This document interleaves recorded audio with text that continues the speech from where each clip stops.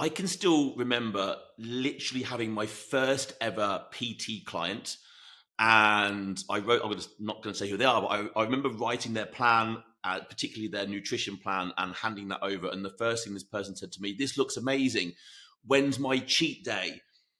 And I remember thinking, the heck is a cheat day? I'd been getting in shape for some time by that point, and I'd never used anything called a cheat day.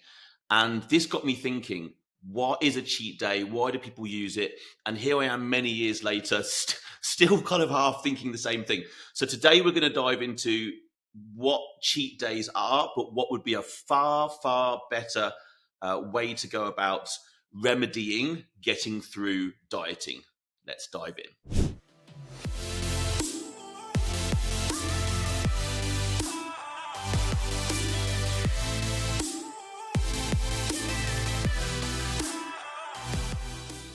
So, Alphas, welcome back to the show. I hope everyone is good. Today, we're going to dive into, cheat days. Now, I think really at this point, we know that dieting can be hard, first of all, right? There's no way around that. Dieting can be difficult. If anybody tells you different, they're either very lucky or they're lying, depending on how well or how good they are at dieting. Staying on a set plan and in a caloric deficit can become tiresome at best, but detrimental at worst. If you've ever truly gone after fat loss as a straight up goal, you'll know this. You need to be on point daily, very consistent. It's the same. Most of the time it's going to be the same foods, a lot of the meals at the same times, needs to be tracked correctly. It'll be over weeks and probably definitely months. You're going to probably need to be reducing that caloric intake over time, probably while your expenditure, your output is going up.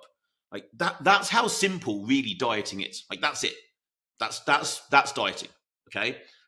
It's super simple, but it's not easy because most cannot do this. That's not a criticism, but most folk can't stick to these sorts of plans long term for many, many different reasons, and we're not going to delve into all of those today. But we know this to be true, right? Dieting can become monotonous. It can become boring, although boring is just a mental weakness. I wouldn't really say boring is a physiological or psychological. I would just say it's kind of mental. If something's working and it's boring, like who cares? This is the same with training as a caveat. Oh, my training plan's a bit boring. Yeah, but you're making insane progress, so just get over it, basically. But, while dieting, progress can stall and stop. Cravings can start to kick in, then that becomes binging, then that becomes failure, then that becomes regression, then that becomes, but I'll start again on Monday, right? This is so common. Now, here at NBD, there are so many ways, strategies, tools that we use to counter all of these issues successfully as well. Now, those can be things like food choices. Those can be things like the structure of a day, where the meals are, what are in the meals, where are they placed, like what are they containing. They can specifically make a big difference. Even the rotation of foods can also have a massive impact. And then, of course, actual flexibility within a plan. That list can go on. But one way many still, I think, try to use to overcome all of these things is the legendary cheat day. So let me explain a cheat day. So first of all, it's something like this. Someone will have been on point all week. Now, to the degree on point comes down to the individual. That's subjective for all of us, I think. But they would be on point all week. So probably sticking to the plan, probably eating the foods they're supposed to eat. The timing isn't far off. They're tracking things. They've done a pretty damn good job and they're feeling good with themselves. So they want to, for the most part, reward themselves. Okay. So they have a cheat day. Let's just pretend cheat day is Saturday. That would be a problem most of the time, but let's just pretend it is. So what might look like, it might be breakfast out. So rather than normal breakfast, we've gone out. Maybe it's pancakes, bacon, maple syrup, like Yeah, like that's amazing, but that would be breakfast. Maybe then it's just different food choices through the day at different times, things on the go, maybe around other, activities through the day that are maybe not normal through the week. Maybe there's some alcohol, maybe then therefore water levels drop, and then probably in the evening we're looking at, I don't know, something like maybe a burger, fries, pizza, something like that. That's typical cheat meal, isn't it? Like burger, fries, pizza, and then cheesecake or dessert. It would be cheesecake for me, by the way, but then dessert of some sort. And then the individual is going to pray to the fat loss god so they can get back on track over Sunday, ready for Monday. Most will really struggle to pull things back on track on a Sunday because it's still a weekend day, whatever that really is. So most people are going to mess up Sunday to some degree too. Now, cheat day. First of all, I have no issues with the word cheat. I think I did at one point. Like people used to call them like off-plan days or free meals, free days. I don't care what someone calls it. It doesn't really make a difference. If you're calling a cheat meal or a cheat day cheat, and it's giving you some sort of internal feelings of letting yourself down because the word cheat is there, then change the bloody word. That's not the issue. It's the word day that's normally the bigger issue. It's the word day and the control within what's happening in. There's no cheat day. There's just, generally speaking, no control. It's just kind of eat whatever and probably don't track it. Don't really pay any attention to the food choices, the nutrition, and certainly the calories. It's all off-plan meals.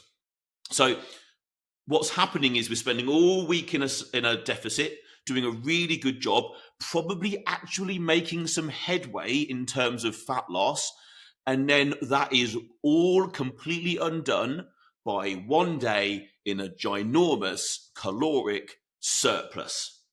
You could be, I don't know, chipping away at maybe, 300, 400, 500, 700 calorie deficit a day, whatever the deficit is.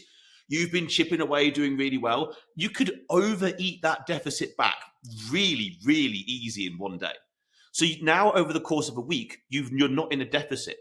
You over the course of a week could have put yourself in a surplus by having a cheat day. So you make zero progress. You've just stuffed the week.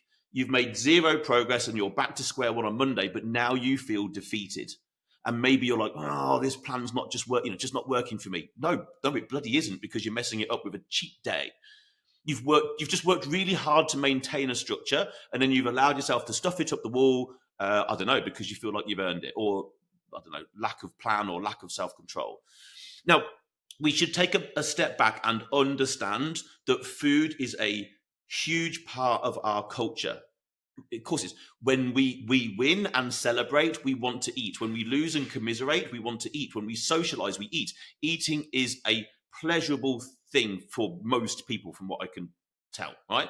We like food. The amount of people I get into a consultation with and they're like, oh, I don't know if I can stick to a plan. I'm a foodie. And I'm like, yeah, who isn't? Like, it's not very many people I come across who are like, I just don't like food.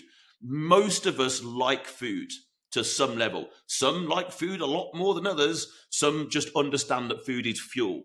And then there's a degree of where people are between those 2 points.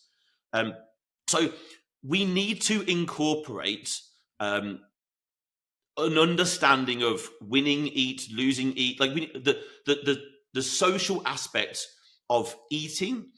We need to understand that, and we need to plan that in for the majority of people. Now, competitors, so basically, physique competitors, in a prep, tough, basically.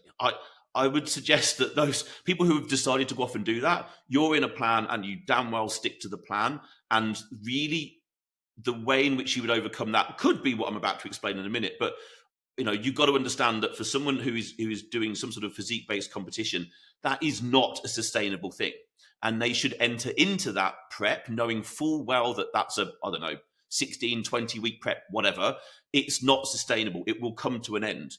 So I think that the sort of the chains of being far more strict and understanding that that's happening is a different sort of kettle of fish for competitors. So for everyone that's not doing that, let's look at some structures and strategies maybe that would help, and also understand what we're actually really trying to overcome when it comes to dieting issues. Most of the reasons people have a cheat day, or I don't know, just even go off plan, will be because of fat loss slowing down, right? Fat loss slowing down. Now, if fat loss is slowing down, we will cover that in just a second as to probably what's happening. But fat loss slowing down, emotions could certainly be playing a part here. Psychology, cravings, peer pressure. There's a whole bunch of stuff that's leaning into an individual that's dieting that can be sending them off plan. And all of these things, it then becomes inevitable that fat loss is going to slow. That fat loss is going to slow. That's an inevitability of dieting. For the most part, when fat loss slows, what this means is the deficit has been lost. Generally speaking, by definition, if we're not dropping body fat, we're not in a deficit. Enough of a deficit consistently. By definition, that's it. We're only dropping body fat because we're in a caloric deficit, i.e., we are expending more calories in different ways than we are consuming. Therefore, our body is trying to make up the difference in calories by using stored body fat, right? Which makes sense. So if all of a sudden using stored body fat slows down, our first assumption is, have we lost the deficit? Now, more than likely, yes, is the first answer. And one of the reasons that we can see that a deficit could start to be lost is due to something called leptin. Right. Leptin is basically, geeky for a second, leptin is basically a protein hormone that's produced by adipose tissue, basically by fat cells themselves. Okay. In my mind, I just tend to think of leptin as this one simple thing, kind of like a barometer between the energy coming in, the energy going out, and the energy you've got left. Okay. So the energy that's coming in, i.e. calories, the energy going out, what you're burning, what you're expending, and then the energy left, your fat. Remember this one simple fact. Your body has really two jobs to do, basically. Keep you alive long enough to pass on your genes. Ta-da! That's it. Really. Every other process that's happening, really on an evolutionary level, is feeding into that in some way, right? That's your job. Stay alive as long as you can, pass on your genes. It's kind of called evolution. So leptin, I always feel in my mind that if you think about it, as fat levels are dropping, so down comes leptin because there's less fat to sort of release the leptin. Now, there's going to come a point where leptin, it's as if it's kind of doing this like, I need to keep you alive job. I'm sure it does a whole bunch of other stuff, but in my mind, I conceptualize it as leptin is just trying to go, whoa, hang on a second. There ain't a lot of energy coming in. You're expending a heck of a lot more energy than we've got, and we're running out of reserves. That's how I visualize leptin. Right, you ain't bringing us a lot of energy. You're expending an absolute load, and there ain't much left anymore, or it's going down quickly. So leptin is then starting to try and slow that down, because eventually, if you were to just let that go on, just imagine it works like this. It doesn't really, but if it just went on, you're kind of just going to starve yourself to death, basically. And leptin's kind of going, hang on a second, you're not going to live long and pass on your genes. We need to put the brakes on this. So leptin pops up and basically starts to slow things down.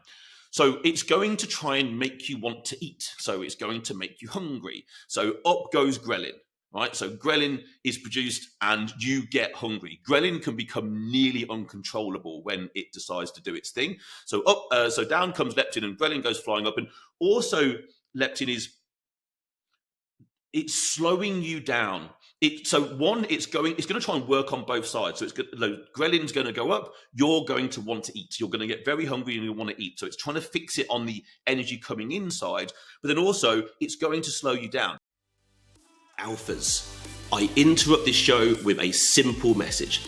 This show is here to benefit you and your progression to the best version of yourself, but not only just you. It's also here to benefit the people around you, your loved ones, your friends, other alphas in your vicinity. So why not do a really cool thing today? something that I would thank you for and maybe someone else would. Share this podcast with at least one other alpha out there who you know would benefit from it. Why not share the information, share the ability for someone else to grow? I'm sure they would thank you. I 100% would absolutely thank you. This podcast only grows by our listeners, our followers doing amazing things like giving us 5-star reviews, downloading podcasts, subscribing, and then of course sharing it with other people. I thank you from the bottom of my heart. Share it with one person, and of course drop us a 5-star review, download the podcast, and of course subscribe. And now back to the show. Now, anybody who's really dieted hard, now this anybody who's competed listening to this, you'll probably understand there comes a point where you just feel like you don't move. You might go and do, you'll go and do your cardio, you might get your steps in, you'll train really hard. Then outside of those specific points of movement and exercise, you have to work hard to keep yourself moving, because you kind of go into, I remember a good friend of mine, we kind of called this like lizard mode. This was his sort of like, you kind of think of a lizard like on a twig, deadly still.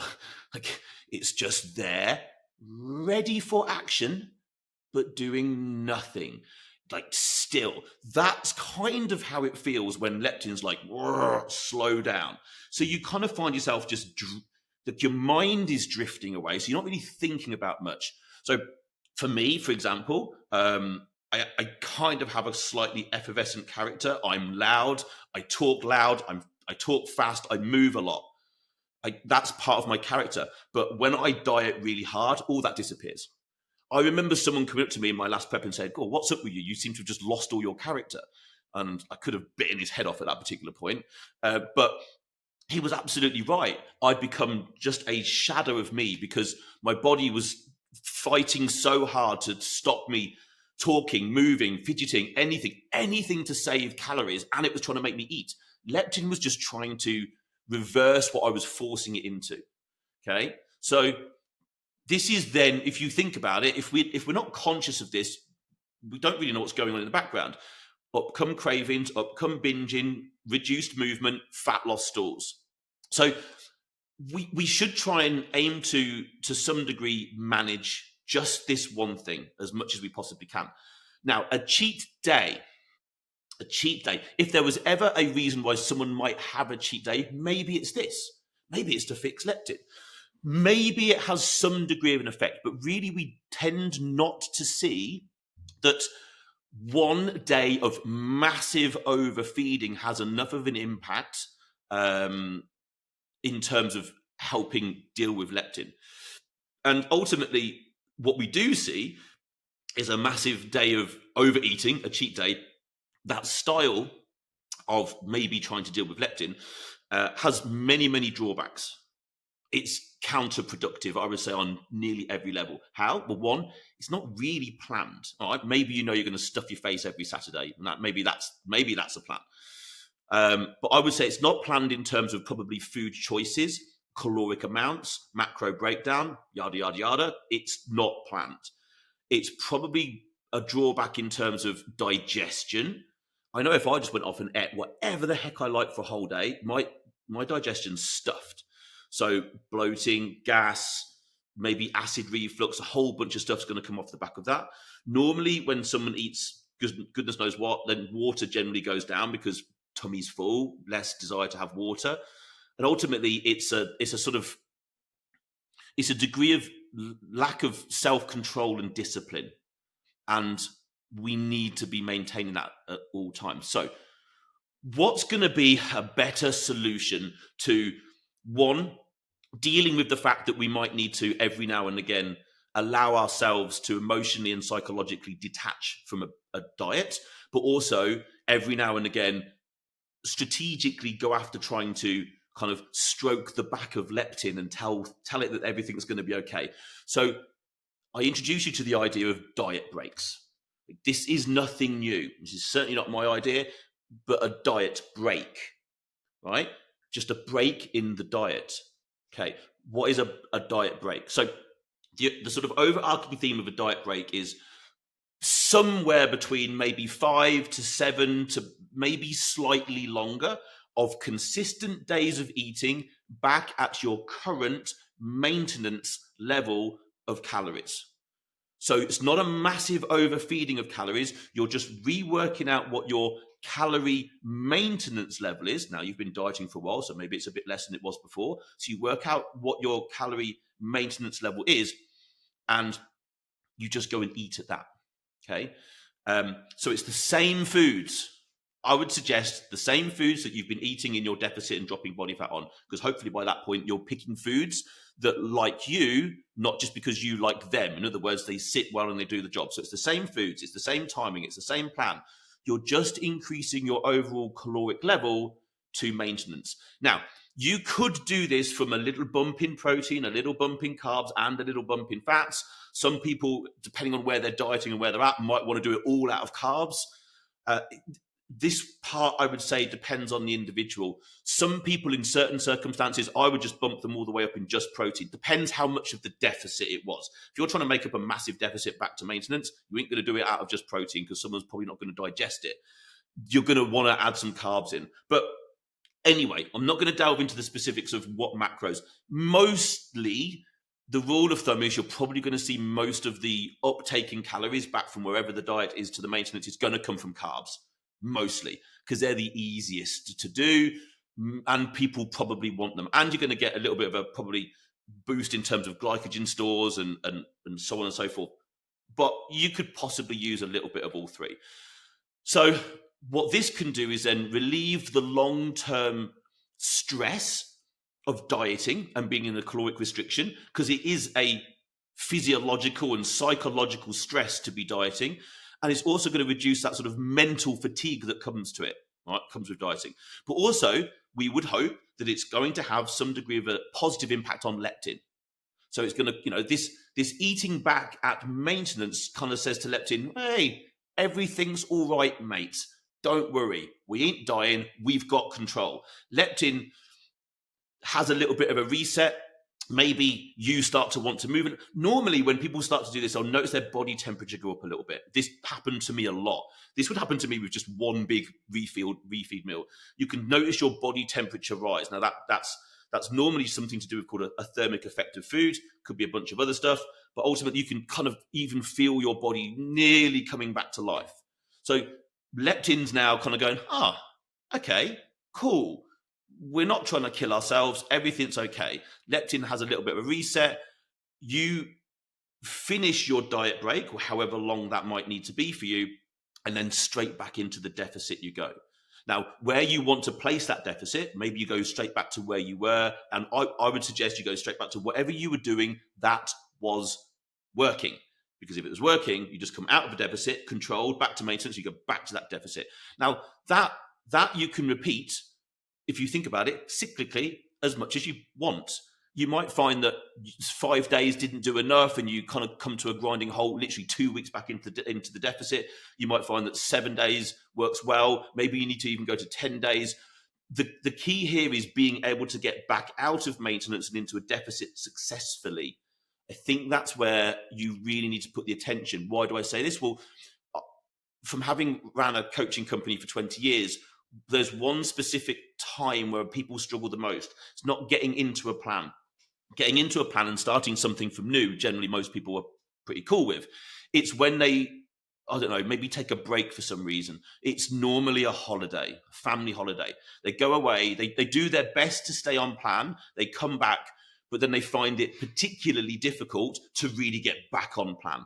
And a number of weeks can pass before they're like mentally back in the game. Everybody's different, but I've seen that happen so many times. And this could be the same. So one area just to be mindful of is knowing that you're going back into that deficit. This is why using the same foods helps. This is why if you just maintain the same structure, the same foods, the same timing, the same habits, everything is the same, except for you're just eating a little bit more. Bringing that back down into the diet level is going to be easier. That's why I wouldn't change food choices and I wouldn't do anything else different.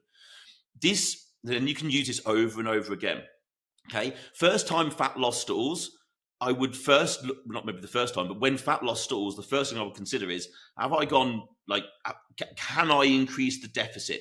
is that the first step that I can maybe eke out another 1 or 2 weeks of fat loss? Because you want to try and get as much out as you can, because obviously the moment you go into a diet break, like that's fat loss theoretically is going to stop at that point because you're eating back at maintenance. So you're going to lose in terms of dropping body fat 5, 7, 10 days, whatever it might be. The long-term benefit is huge, because the other thing to consider here is it's not dropping fat that's the goal. Like, that's not the goal. Oh, I need to drop 30 pounds. Yeah, that's not the goal. You need to drop 30 pounds and never have to do it ever again. That's the damn goal. I think that's the bit that most people seem to miss. Is, oh, I need to drop 30 pounds and really, really quickly. No, you don't. You need to drop 30 pounds. It needs to take as long as it damn well takes so that you never have to come back and do it again. That's success. Otherwise, you're just going round circles, getting worse and worse each time. This approach, dieting really, really well and not having these little cheat days and just, putting in X amount, 3, 4, 5, 6, 7, 8 weeks. Okay, can't get any further. Right, out for a diet break, then back in again. That approach is going to be far more successful on the long term on pretty much every level. That's going to allow you to get to a goal and maintain it in some degree. It's planned, it's structured, it can be tracked also. So you can work out if the 5 days, the 10 days, you can also track where you thought your maintenance was. Did you go up to maintenance and continue to lose body fat? Like, did you go up and then suddenly watch your body fat drop? That will happen. Possibly if you put yourself up in terms of calories, but maybe you're still now under your actual body's maintenance, but your leptin's gone, everything's okay, and suddenly you might bump up 500 calories. You might have needed to have gone 800, and then your body kind of chills out and starts dropping body fat. Track that, because that could be useful. Track that. I think also in terms of this structure, it's far better in terms of discipline, so mental discipline, mental structure, and a consistent and constant feeling of success. Because cheat days, whatever the bloody hell those things are, I don't think gives anybody a feeling of success. It might give you a feeling of release and whatnot from dieting, but there's no success there. I would suggest a diet break is just one of a few different strategies that you could put in place that could help in terms of long-term dieting. My guys, I hope that's been useful. Try and use these, see how you get on, absolutely report back, and I will see you in the next show. Over and out.